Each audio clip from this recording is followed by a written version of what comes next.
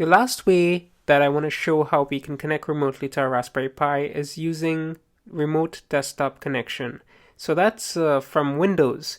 We will be able to use Windows to actually connect to Linux. So if you think about it, on any Windows operating system, there's a remote desktop connection client that's available, and we'll be using that to connect to our Raspbian distribution on our Raspberry Pi. So let's go ahead and open up remote desktop connection. So here I'm running Windows 10.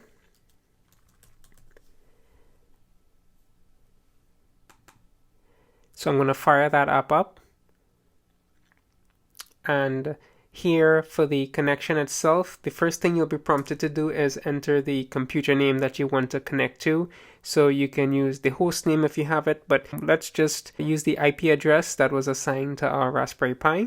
So I'm going to type in here my 10.0.0.106.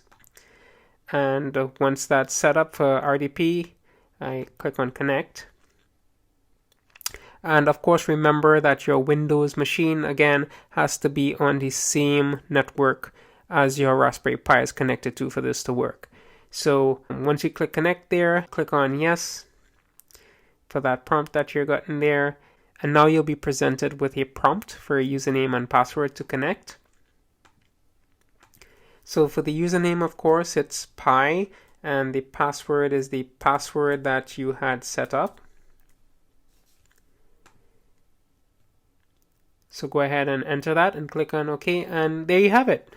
From remote desktop, you're now able to see your Raspberry Pi screen.